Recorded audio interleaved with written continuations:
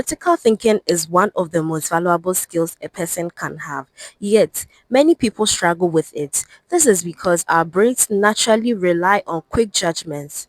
Schools often focus more on memorizing than reasoning, and social pressures can discourage questioning popular beliefs.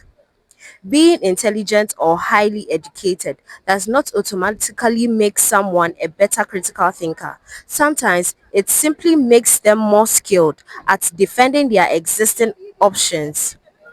As a result, even smart people can become convinced they are right while overlooking flaws in their thinking. I'm feeling good. Scholars and policymakers insist on developing critical thinking because it is the foundation of an informed citizens, economic adaptability, and effective problem solving.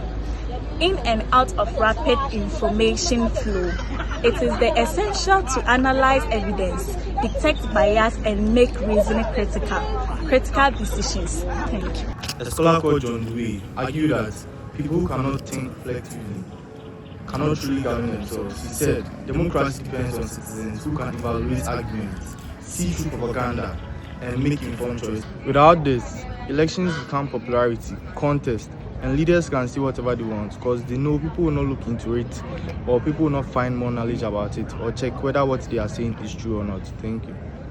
For us, the benefits are just shown and also shows that people who think critically make the best decisions about their money, health, and relationship. They are no more likely to be fooled by scammers or bad advice. Right. The ability to separate good advice from the bad is practically a survival skill. Matanuzwa made a passionate argument that subjects like history, literature, and philosophy, the ones often cut out from school budgets, are precisely the ones that build a critical ability needed to understand people's view. Her point was that when school stopped teaching students how to think, democracy becomes fragile.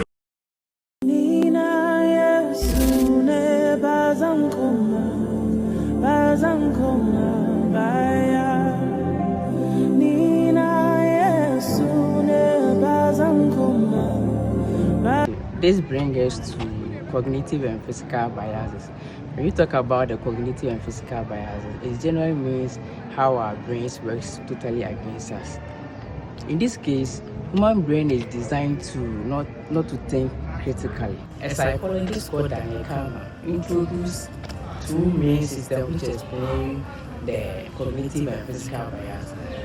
The first system is fast, automatic, and emotional. This is where people pretend to throw things at your face, even though you know it's a joke. So the second system is slow, deliberate, and logical. This is where we use when solving math problem or writing an essay.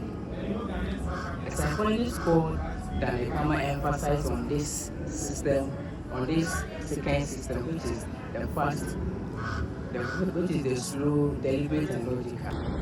Educational and social barriers, where many schools claim to teach critical thinking, but there is a huge gap between claiming to teach critical thinking and actually doing it, where most educational systems fall on the wrong side of that gap. The Brazilian educator, Paulo Freire, described what he called the banking model of education, where teachers simply transfer knowledge to students.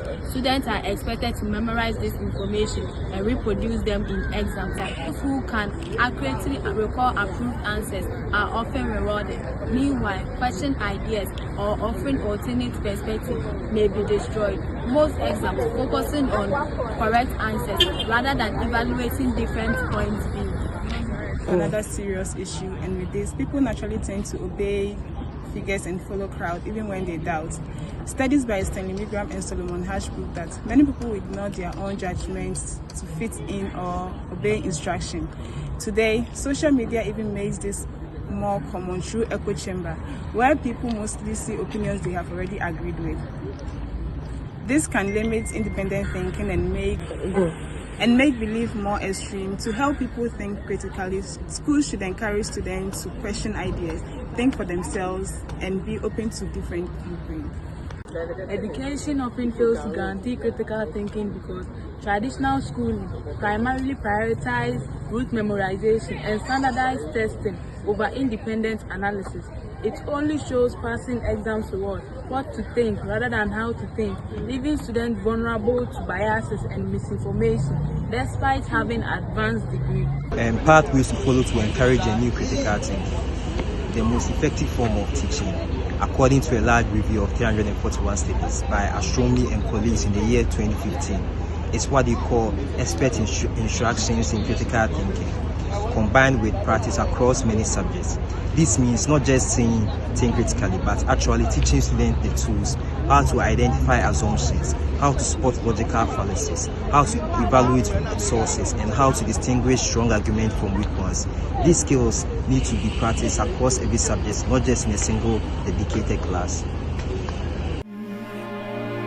And I'm feeling good. Thinking is difficult because our brain naturally favors speed, emotion, and existing belief over careful reasoning.